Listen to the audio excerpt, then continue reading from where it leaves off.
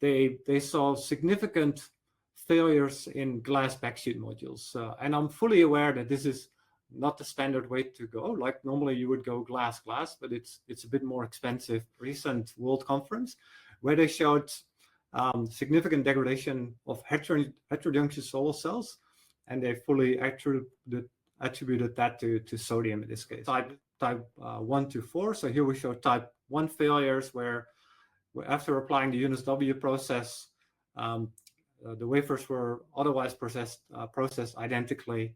We cannot see any failure anymore. The same for type 4 and type 2.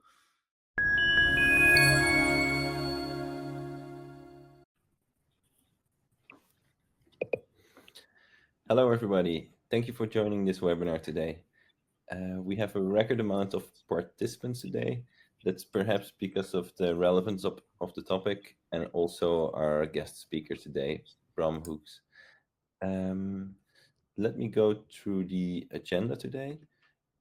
So first we will have 30 minutes webinar where first Nicholas talks about quality risks found in the factory, and then Professor Bram about the quality risks he finds during his research.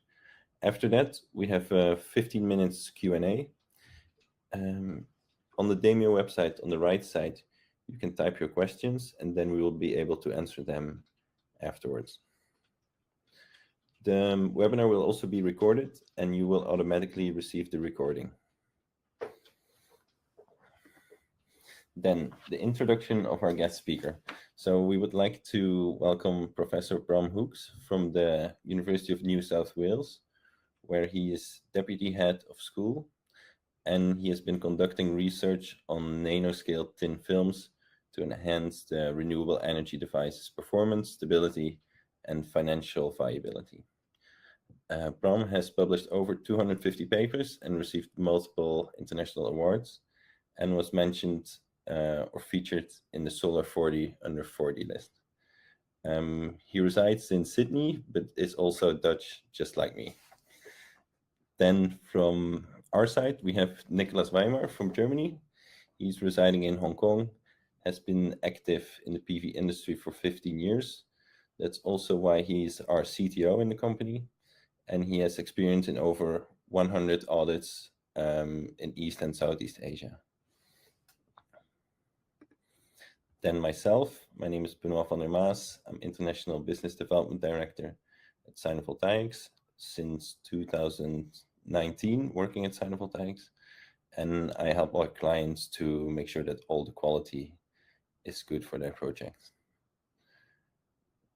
Then a short little introduction about Sinovoltaics. So we are a quality assurance company. We make sure that the quality is good. We inspect that in the factories in Asia, but we also focus on the traceability and ESG, which is especially nowadays a very important topic. Then we provide these services for mostly PV modules, but actually any component that goes in your PV plant and also energy storage systems. Then I'll give the word to Nicholas Weimar, our CTO. Yeah, thank you, Benoit, for your introduction. And yeah, indeed, today's topic is of very high and I would say also timely importance. And again, I would also like to express that we are very happy to have our partner, Professor Bram Hoeks from the University of New South Wales, here today to dive into the most recent knowledge about the critical failure modes of TopCon and heterojunction PV cells. As a start, I'll share in very brief Sinovoltaics' recent observations from our quality inspections of N-type TopCon modules on site at the factories. Obviously, and nowadays, heterojunction and TopCon are on everyone's lips in the industry, and with more and more manufacturers embarking on these, and for the mainstream market, quite new PV cell technologies, they embark on this basically for a variety of commercial and industry peer pressure reasons, if you may say so. In this sense, fairly new cell technologies are being brought to the mainstream market, while science and manufacturers themselves are still in the midst of getting acquainted with them. And as we speak today, this learning process is still ongoing. The situation is particularly obvious to our engineers during our quality assurance work on site at the factories. Exemplifying our quality inspections of N-type TopCon modules, and in this slide you see average pre-lamination rework rates at different production facilities of the same manufacturer throughout 2022 and then the first quarter of this year. At both cases, the initial average pre-lamination rework rates were almost threefold of the average rework rates in the first quarter of this year. These modules were subjected to rework for a variety of quality reasons. And most importantly, our team identified cells with strong striation rings, or these concentric circles that you see on cells, cells with microcracks, and also cell string solder faults.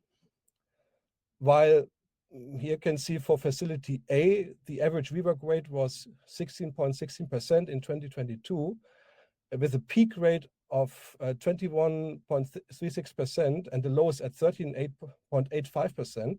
It dropped to an average of 4.91% in the first 3 months of this year, with the lowest actually at only 0.82%. So similar observations could be made for another production facility, as you can see here on the right side in this graph. So what does it tell us? Well, these improvements are the outcome of a learning process and better understanding of N-type TopCon quality issues happening at the manufacturer. Of support in this learning process of this exemplified case were also the findings of our quality engineers, and in particular brought by the usage of our proprietary software Selma. Since Sinovoltaics performs 100% EL image analysis, Selma has provided here important insights and grasp of the extent of quality issues that need to be addressed. However, despite the significant drop, the non-conformity rates or the rework rates are still high, and some quality issues are still consistently present, such as the striation rings. Furthermore, in other cases, new entrants into the or new participants or joiners into the N-type TopCon module manufacturing in recent months look at rework rates that are as high as over 22%. And some even attempt to improve quality on paper by just lowering the quality criteria. Now, in the following slides, I'd like to show you some of the most observed quality defects when inspecting N-type TopCon modules. Comparing our findings from inspections of PV modules using P-type PERC cells, for example, we observe a very significant increase in the presence of cell-inherent defects beyond just microcracks. So our team has observed a large increase in the severity of grid finger breaks, as well as also the quantity of cells assembled in PV modules that come with mild to very strong striation ring patterns, which is a material and wafer manufacturing induced defect. Also, much more frequently observed during our current quality inspections of N-type TopCon modules is the occurrence of what we call mixed cells or chessboard patterns. They're a result of the presence of cells with different minority carrier lifetimes, inherent impurities, and therefore different power classes. So altogether in the same PV module. Now, how do we end up with these observed and significant increases in these defect types? Well, in the following section of this webinar, and getting back to our main guest speaker today, we will look at recent research about failure modes in TopCon and also heterojunction cells. So without further ado, I'd like to pass the word to Professor Bram Hooks from University of New South Wales. Bram, the mic is all yours. Thank you very much. Let's see, I will share my screen. see, hope you can see my presentation. So yeah, first of all, I would like to thank Sinovoltaics for inviting us to present our work.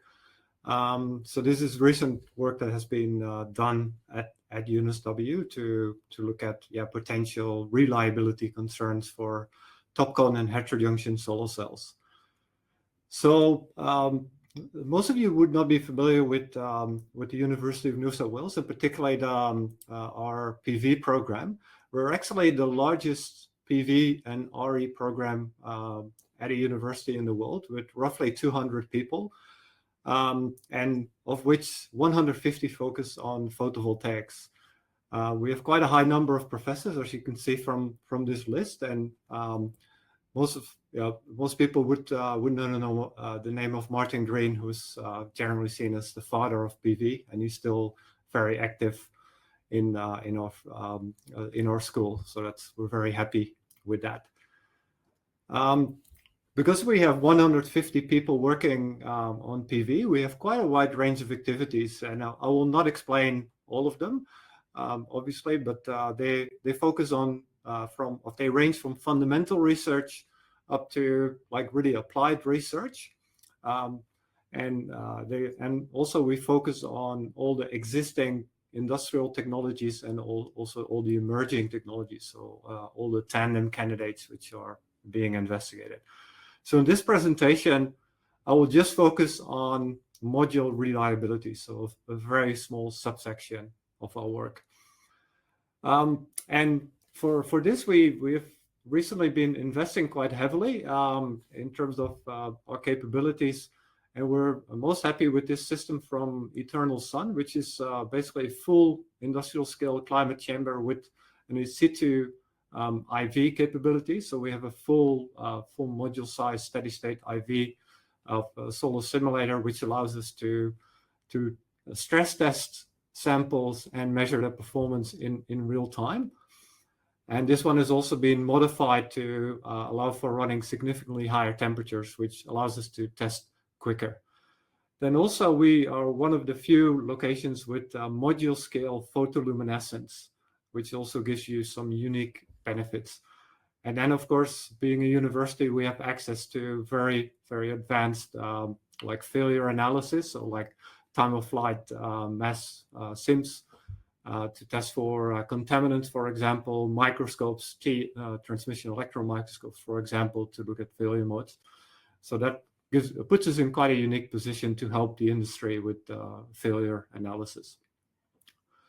So why should we care about efficiency? Why should we care about stability versus efficiency? So here we show a graph that was published by Marius Peters in 2019, where it basically shows what's the trade-off between efficiency on the y-axis and degradation rate on the x-axis. So if we have a standard silicon panel, basically that would run at 20%. If you would have a perovskite module available with the stability that was reported at that time, that one had to be 33% efficient to achieve the same LCOE, so levelized cost of electricity. So you see, you have to have a significantly higher efficiency to compensate for poor stability. So poor stability comes at a high price, which is well illustrated here as well, where we have the module cost resulting in the same LCOE as a function of degradation rate.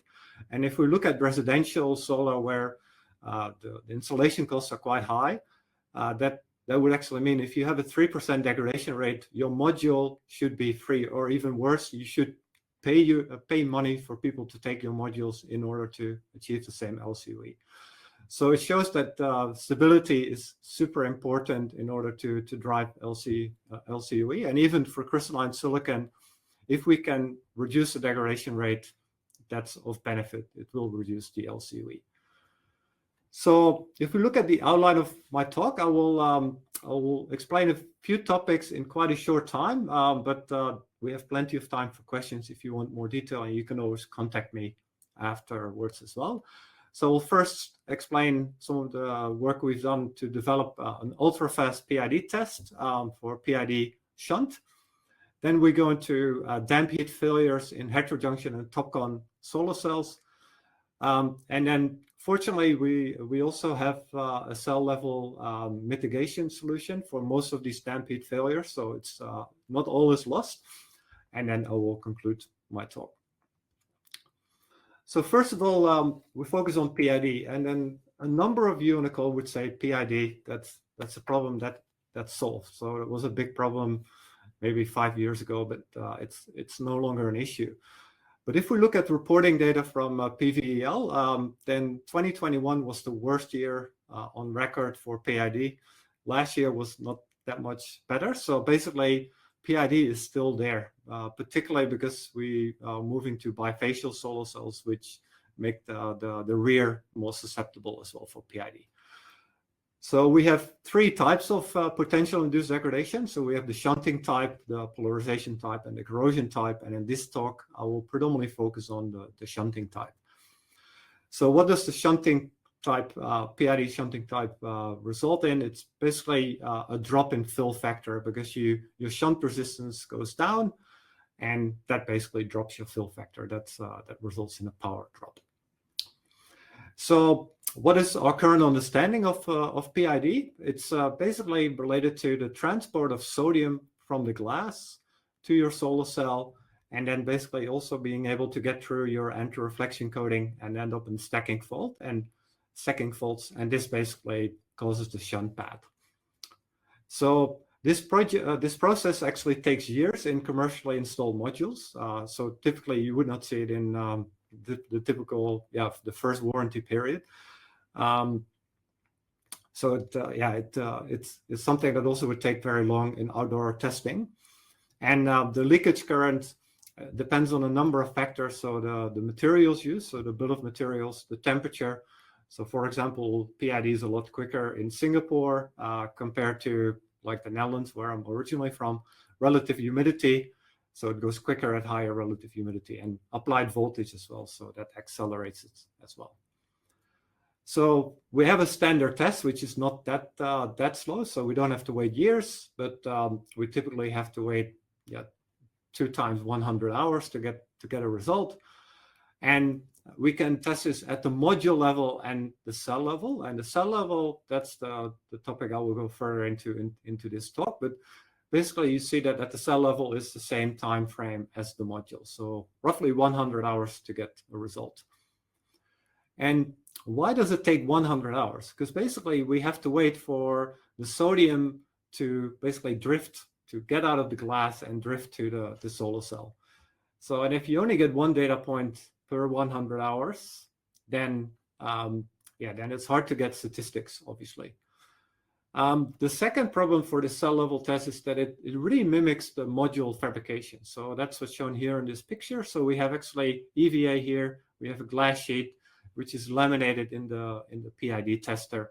And that basically means we cannot fully characterize the solar cell after the PID test. And of course, if you want to understand failure modes, it would be very appealing if we would have access to the solar cell.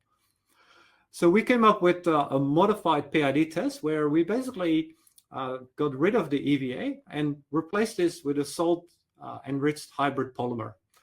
And this hybrid polymer we soaked with sodium, so sodium chloride in this case, to basically avoid the step that the sodium had to move from the glass to the cell. So we basically put it in close proximity of the cell, and then basically we run the standard PID test. We also identified that the standard PIDCon is actually not very uniform in terms of the application of the potential. So we also included additional conductive rubber sheet in order to harmonize the voltage. And actually, this test we developed was recently voted as a new semi-standard for cell testing. So if we then look at the results, then we see that instead of 100 hours, we actually get our maximum power loss in a matter of minutes. In this case, 12 minutes. So it's 100 times quicker. The cool thing is as well that if we look at the whole behavior, it looks very similar to the standard test. So here we see the power loss, albeit it's at a higher absolute value. That's actually not not important because we can clearly distinguish between PID-free solar cells. We see no signal from that and a very strong signal from PID-prone solar cells. And the other remarkable thing is that we also saw recovery, which we also see in the standard test, but yeah, nobody wants to wait 400 hours, but we can get this done in a matter of 5 hours. So this is the first time that actually PID recovery is observed while we actually maintain the same stress. And this is a fundamental issue which we still not fully understand. We're investigating that, but the measurement here shows that it's also, yeah, basically PID could also show some self-healing, which is well known for other like light-induced degradation, for example. But the time frame would be, yeah, you would not be happy with that. Yeah, so the fact that our test was able to, yeah, strongly discriminate between PID-prone and PID-free solar cells, yeah, that was quite important in selecting this as the new semi-standard. And then because the cells were accessible, we were able actually to do lock-in thermography. So basically here means bright is bad. Bright means you have a shunt. And we can see that in the small area of the solar cell that we test, we see the formation of shunts, which when we progress in time, these shunts actually disappear. So we demonstrate that, yeah, this is really PID shunt. So we form shunts due to the salt, but these shunts actually self-heal. And at the end, actually, the cell is almost back to normal. So in this case, yeah, 4 hours, but if you leave it for 20 hours, it's basically back to normal. And the PID-resistant solar cell, you always have a few shunts, but we were not generating any new shunts. Then we get to probably the most important of the most interesting part for the audience. It's the damp heat failures in heterojunction and TopCon solar cells. And this work was inspired by work we did with an industry partner where in the development process of the heterojunction technology, and they saw significant failures in glass backsheet modules. And I'm fully aware that this is not the standard way to go. Like normally you would go glass, but it's a bit more expensive. And ideally you want to use the same BOM as PERC because that has lower cost. But we saw these interesting failure modes popping up. And there was actually a couple of them, which I will show in the next slide. We saw relative efficiency losses of above 20%. So that's really high after 1,000 hours. It's also quite random. So these are tests, of course, after damp heat stressing, but you see it's not uniform. So we see certain failures here and we don't see them here. So that was triggered our interest. A lot of these fingerprints were not seen in PERC solar cells before. And even worse, the cell level test that was developed for PERC solar cells was not able to highlight these failures. So we had to work on that. So that's what we did. I will not show the development of that, but basically we were able to demonstrate that, but at a cell level. But here we show more in detail the 4 types of failures we saw in the modules. So the first one is we call it the type 1, which is characterized by like very localized areas of high recombination, which show dark in both EL and PL, which means you have increased recombination. So then we had the type 2 and type 3 failures, which are actually related, where we see a failure appearing, particularly in EL, from the interconnection. So from the interconnection, it seems to spread, and if it's fully developed, you can actually have almost a dead solar cell in between the fingers in EL. And then we had the 4th failure mode, where we see a significant darkening again at the lines at the bus bars where we have the interconnection. And from our research, we identified that every failure mode needed a different way to detect the failure mode and also to eliminate it at the cell level. And that's what we'll show in the next slide in terms of detection. So we were able to reproduce every one of these defects that we actually saw in module testing at the cell level. So that was quite a big accomplishment, because typically at the cell level, you can do it a lot quicker. So here we see the type 1 failure mode, where you have these dark spots in both EL and PL, which means it's additional recombination. So basically, we're affecting, in this case, the recombination in a heterojunction solar cell. So type 2, we see this as well, particularly in the RS. We see some features popping up. It becomes quite extreme for the type 3. So you see here in EL, it's dark. In PL, you would actually would be hard pressed to see the difference, but it's because it's mainly series resistance. And also here, the type 4, we were also able to reproduce. So how did we reproduce them? And this was, of course, a lot of work. We identified that type 1 is actually contamination. So if you make sure your production is super clean, which is not trivial, including the module fabrication, then you can avoid this failure mode completely. Then this failure mode was related to the soldering flux. And that could be basically if the flux had a strong reaction with either the silver paste or the ITO, then you got this type 2 failure mode, where you had basically a dead solar cell in between the bus bars. And the type 4 failure mode was the result of a reaction with the paste and acidic acid.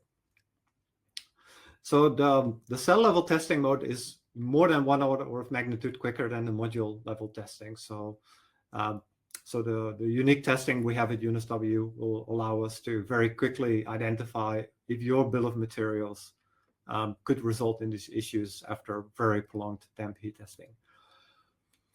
So then we look at sodium, and why do we look at sodium? Because it's an issue in PID, but it's also it's an issue even without the PID stress. It's something that should be of concern, and this was partly inspired by work presented by EPFL at the recent World Conference, where they showed significant degradation of heterojunction solar cells, and they fully attributed that to sodium in this case. And this is a very recent paper, I think last week or 2 weeks ago, from TNO in the Netherlands, where they showed degradation of TopCon contact, where the most striking result was that they did not see a failure when the front was just covered by EVA, but when you put the glass on the EVA, which of course we need to do when we want to make a module, then we had a significant degradation.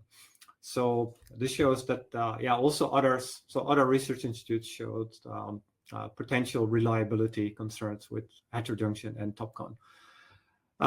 So for heterojunction, sodium was pinpointed as the likely candidate. The TNO study was speculating for acetic acid, but we're quite confident that this is actually sodium, and that's what we'll go further into in the remaining part of the presentation, because sodium is quite common contaminant. So we've tested many bills of materials, so it's well known for glass. So you have like 8 grams per kilogram for typical soda lime glass, but even white EVA and PUE have significant amounts of sodium. And then, of course, contamination fingerprints also contain a lot of sodium. Of course, we transport sodium to the sample under high voltage, so that's a standard PID. So during operation, actually more sodium will get to the cell. And this was an interesting theory postulated by EPFL, that basically there was like some sort of bleaching from the glass induced by water getting into the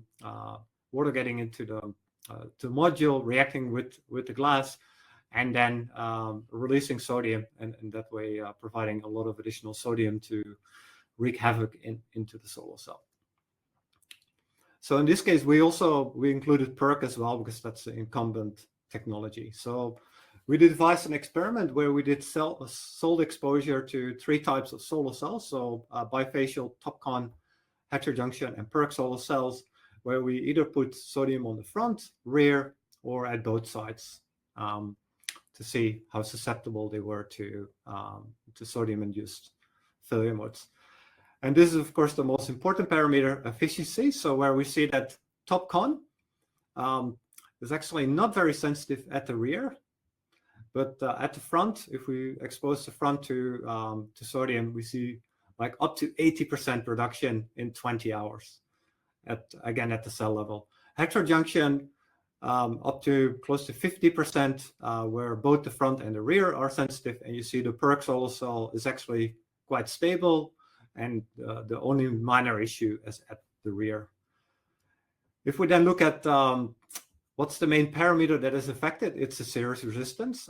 So it's basically, it's mainly a reaction with the metallization and or TCO for the heterojunction, because basically the VOC and IC was mostly constant, apart from TopCon, where we saw like a crash in the JC, because we were actually not, so that's not actually the photo-generated current, it's just we cannot get the current out because the metallization is basically gone.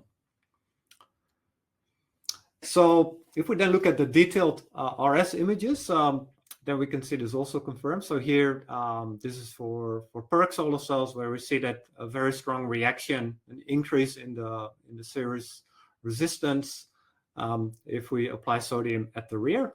So we see a significant increase, and the non-uniformity is just, that's probably the non-uniformity of our experimental application of the sodium. So for TopCon solar cell, the problem actually changes to the front. And that's also, it's something that can be easily understood, because the rear pace for TopCon is quite similar to the front pace of PERC solar cells, which is quite stable, while the front pace of the TopCon solar cell is still heavily developing. So we see very strong variation between the various pace. So this is one of the worst. So some other pace, they showed a little bit less degradation, but I think all the pace we tested up to now, I showed sensitivity to sodium.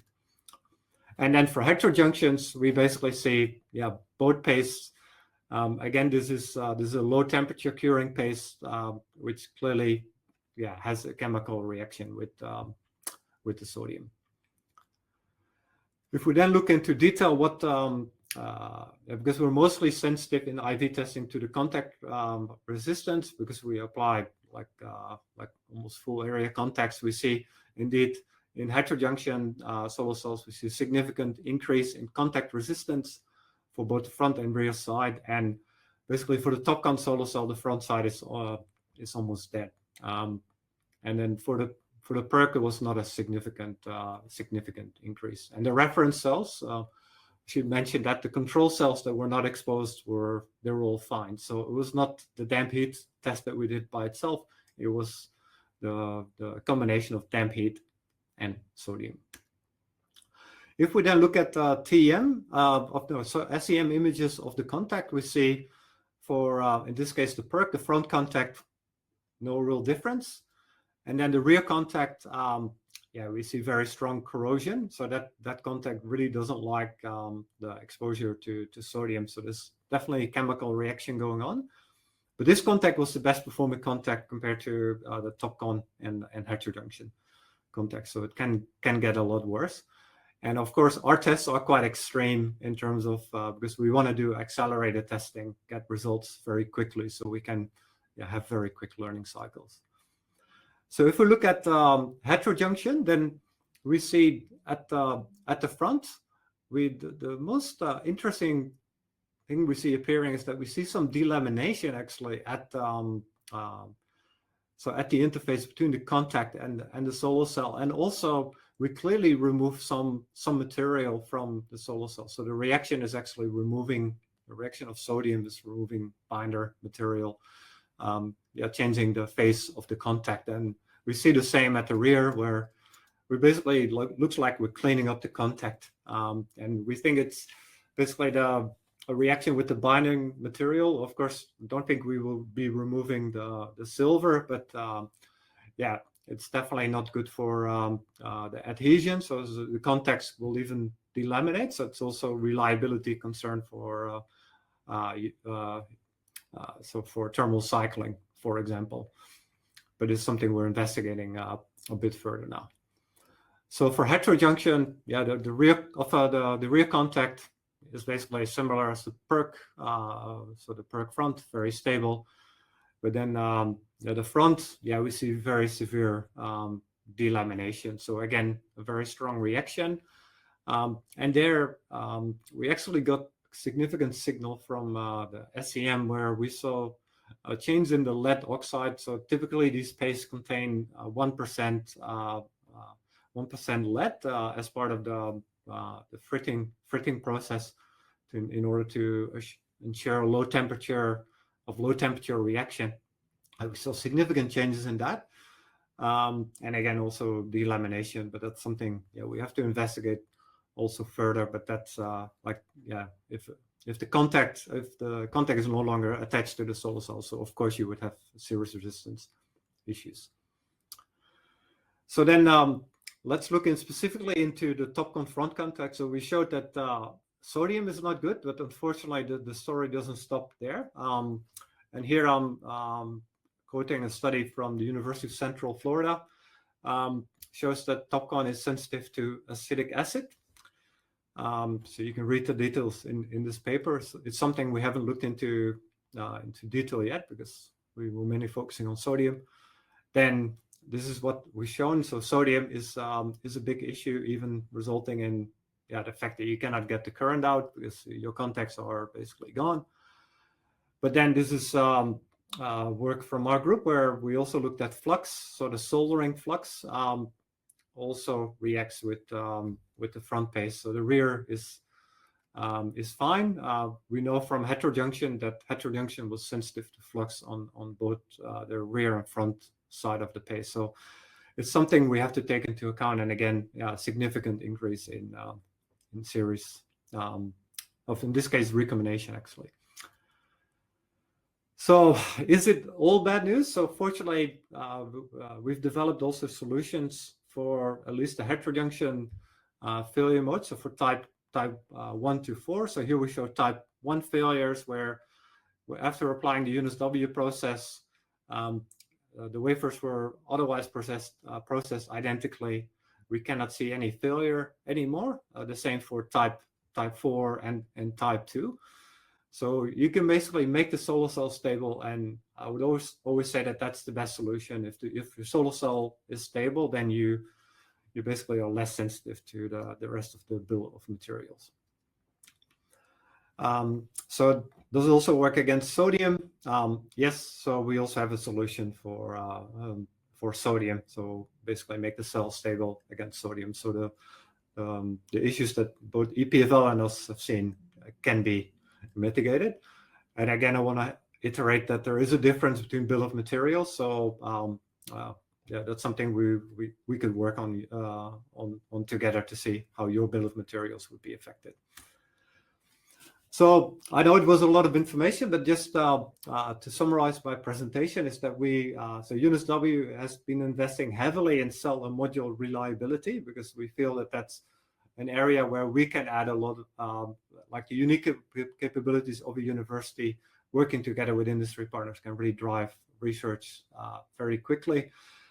We developed a cell level PID test that's 100 times quicker. So basically allowing for more statistics in the factory.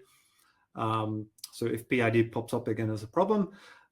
We did the same for damp heat-induced failures, where typically our tests are 10 times or 100 times quicker than just running modules. So again, improving your learning cycle. We detected 4 new failure modes in glass backsheet heterojunction modules, and we identified their root cause, so helping the industry to mitigate this issue. We showed that sodium is definitely a concern that should be considered for both TopCon and heterojunction, and particularly where new pastes are being used. So we see a very strong correlation with like the maturity of the paste. Fortunately, we have a cell level solution for all the heterojunction failures, and we're confident that the TopCon one will be able to fix as well. And we're very keen to work with you. So if you're if you're buying modules or if you're a module producer, we're happy to work with you to ensure that you are not suffering from these issues. And now the presentation is open for questions.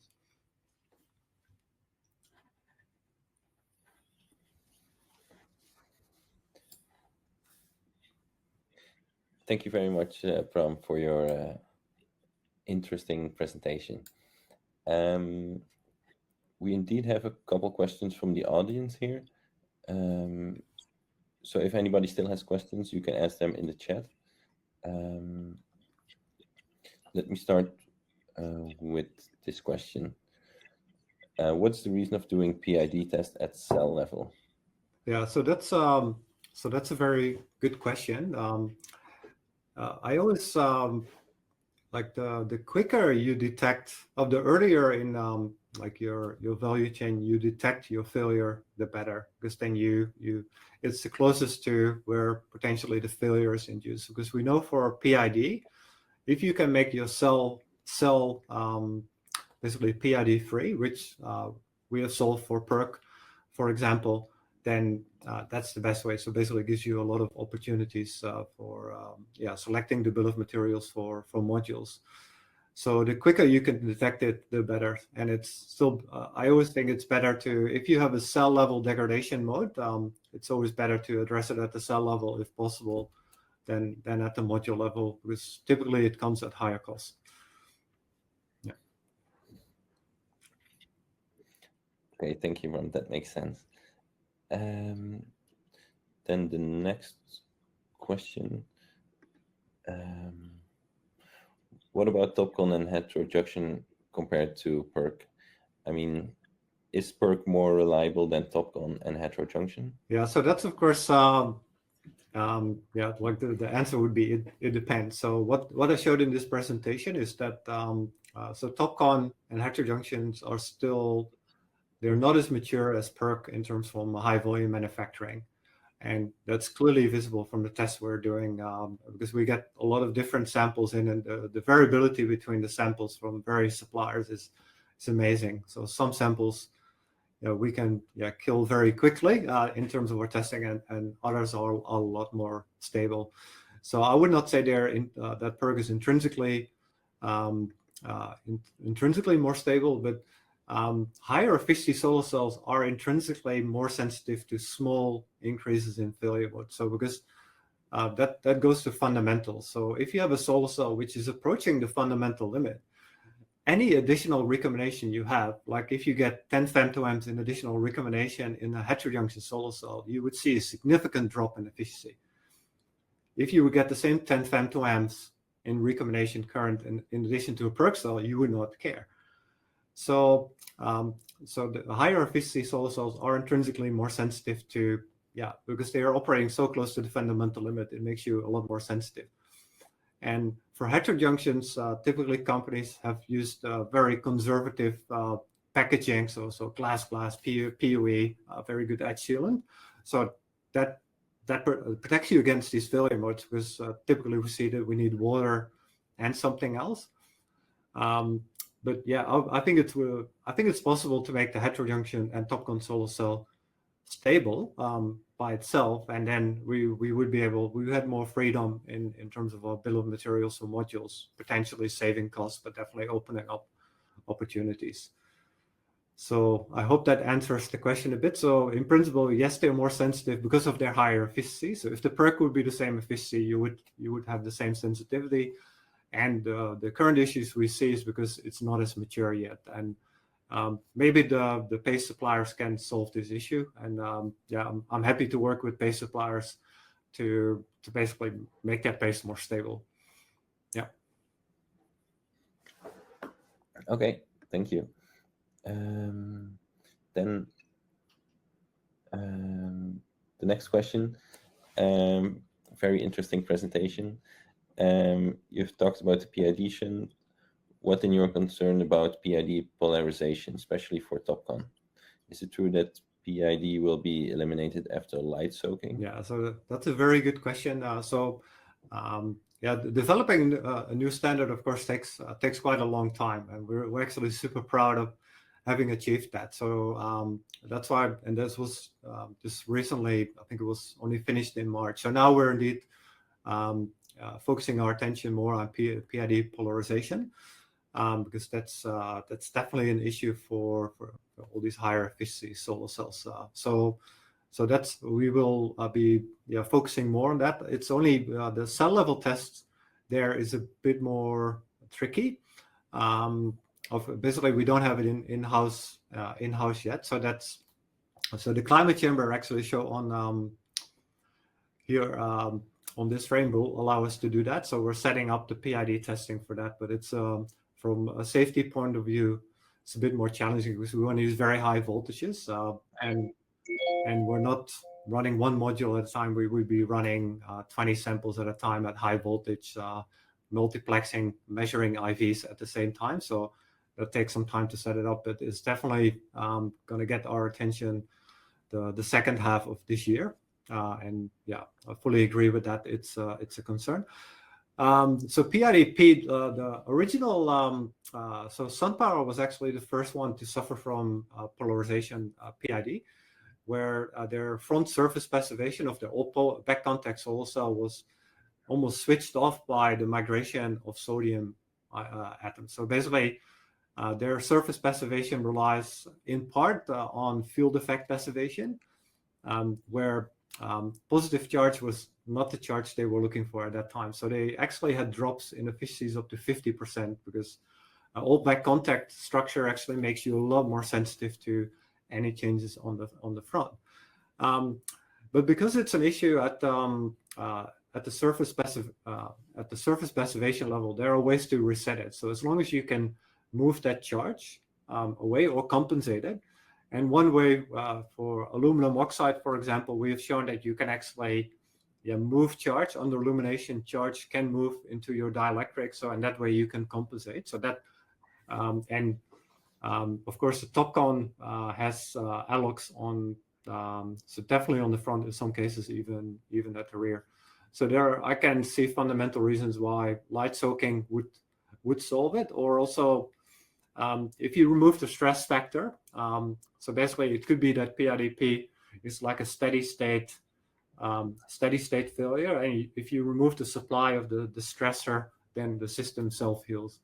So there are a number of hypotheses why this could work. But yeah, that's something we will test fundamentally and then address it.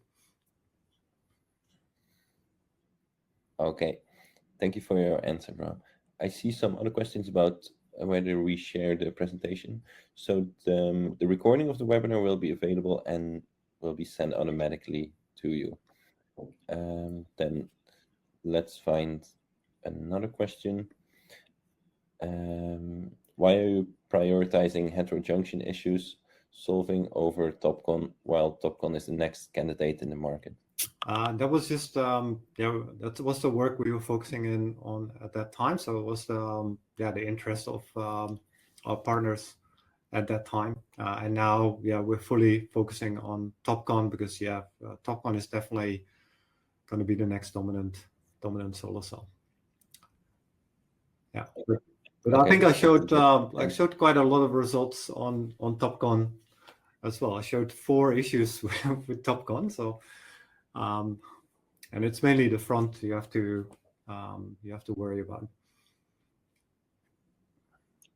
Yeah. Okay, thank you.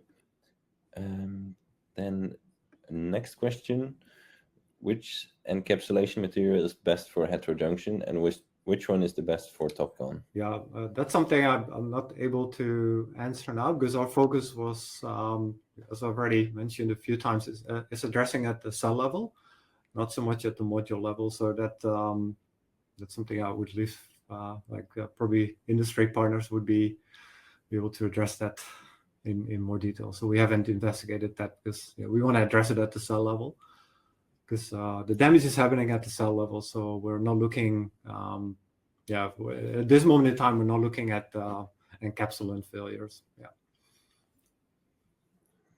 Okay, thank you.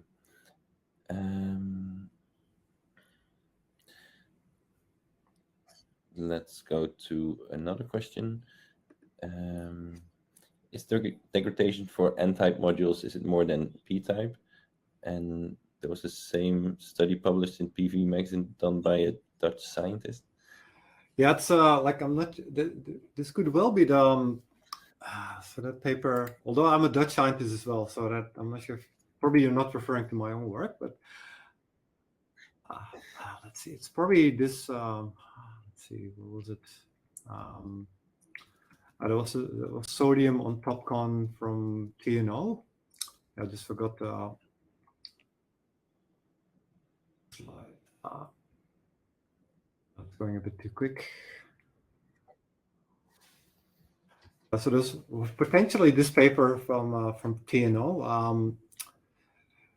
Yeah, so in this case, it really depends on the cell type, because so P-type and N-type. So of course for P-type, it's mostly PERC, but you can also have P-type TopCon. So P-type TopCon with a rear, so if the polysilicon contact would be at the rear, would have the same degradation as you see for N-type TopCon, because the issues with the paste and the front contact would be the same for the top core.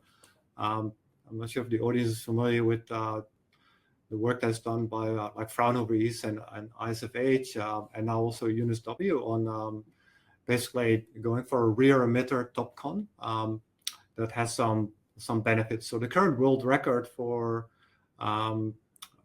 TopCon lab cell is also for rear junction, so P-type actually. So P-type TopCon with a rear emitter.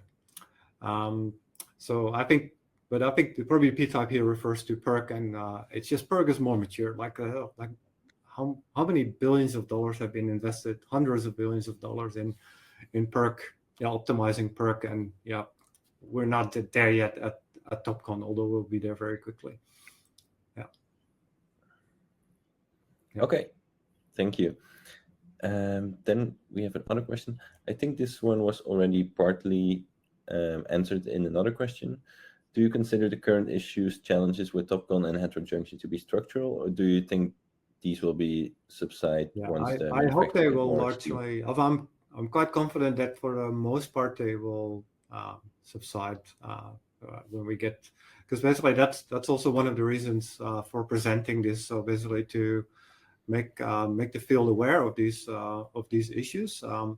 But we see with new paste that we're getting in of solar cells with different bill of materials and predominantly paste, we see strong variation and definitely the ability to reduce sensitivity. So yes, okay, that's good news. Thank you, ma'am. Then the next question we have here: will cell level solutions for PID and TopCon and heterojunction provided by University of New South Wales will have any cell efficient compromise during manufacturing? Like our current tests indicate that there's no efficiency drop. But of course, we still have to look at commercialization of these technologies. We're working, but we're working on that. Okay, thank you. Then let me find the next question. How do you reproduce type 4 failures at cell level if it's caused by acetic acid and no EVA encapsulant is present? Yeah, so we use acetic acid directly, which should not be a surprise based on the rest of our approaches.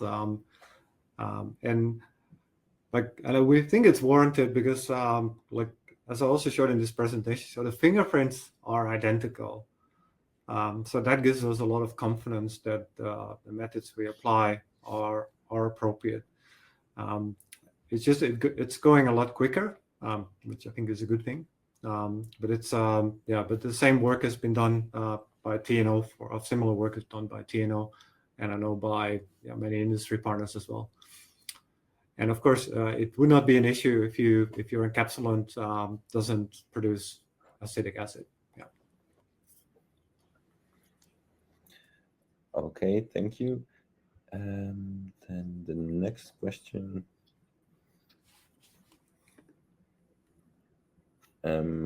What is the exact pulse duration required to get Pmax in heterojunction and TopCon? Yeah, so that's an IV sweep question. So that's probably not the best person to answer that because we're labs, so we use steady state testers for most of our cell work because we can. Of course, in manufacturing you cannot do that, but there are very good solutions by companies like Halm and Sinton, for example, that can measure cells with a high capacitance solar cells, because that's basically the main issue. So basically the dynamics of the electron hole pairs in the solar cell are on a similar time scale as your measurement, so you have to correct for that. So that's called capacitance effect, but you can correct. Yeah, so there are good algorithms to correct for that, supplied by either Halm or Sinton, and I'm not paid by them to say that, but I'm just aware of them, that they provide solutions, and I'm sure others can provide as well. Wave Labs, they use a semi steady state approach, probably also apply some correction. So it's possible. So the physics is well understood, and it's quite a straightforward correction. Yeah. Okay, thank you. Then one of the last questions. We have seen problems of fingers interruptions after soldering. Do you think that front HJT paste in TopCon is more sensitive to thermomechanical stress from the soldering process? Yeah, potentially. So we saw the full delamination after reaction. So that's definitely would be something of concern. So the paste contains significant amount of aluminum, because that just improves the contact on a boron diffuse surface. So it's definitely something I would focus on. And again, I think it's something that can be solved, but just a lot more work needs to be done on TopCon. Still a lot more work needs to be done on TopCon front paste, I think. But yeah, the rear paste for PERC, like that development, there's been so much money invested in that, so it's not a surprise that that's just already like a steady, reliable product, and we'll get there with the P-type contacting paste. Yeah. Okay, thank you. Then I think we can go to the last question. Do you see or do you expect similar failure modes in the field? Yeah, because basically that's what we expect. So these accelerated testing is of course developed to reproduce the most of basically the most common failure modes in PV modules.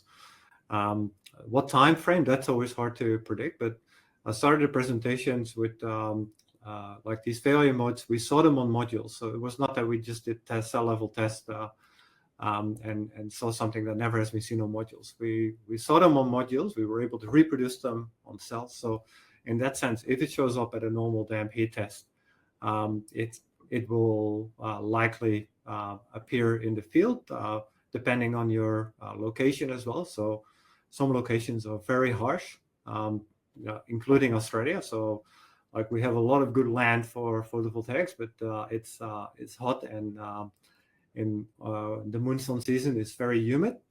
So in the Northern Territory, for example, if you look at Singapore, that would even be, so where I used to work, that would even be more stressful. You're basically constantly under damp heat. So I'm quite confident that we would see that. That's why we do these tests, and these new failure modes may warrant new tests, as we actually have done with. So for the PID test, we were also involved in the LETID test, because we've done a lot of work there as well. So likely this would warrant a new test protocol, and we're happy to work on that. And that's actually something we're definitely exploring. Yeah. Okay, thank you, Bram. I see there's still a couple more questions, but our time is running out. For all the people that sent their questions, we have your email and your and your question, and we will try to get back to you by email soon.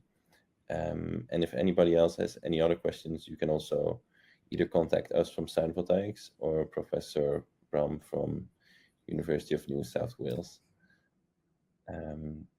Then I would like to thank Bram Hoeks again for joining this webinar.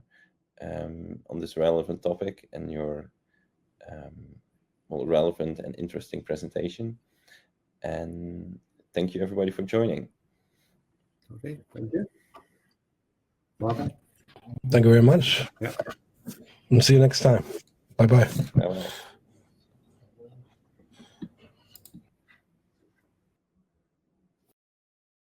Visit Sinovoltaics.com to learn more.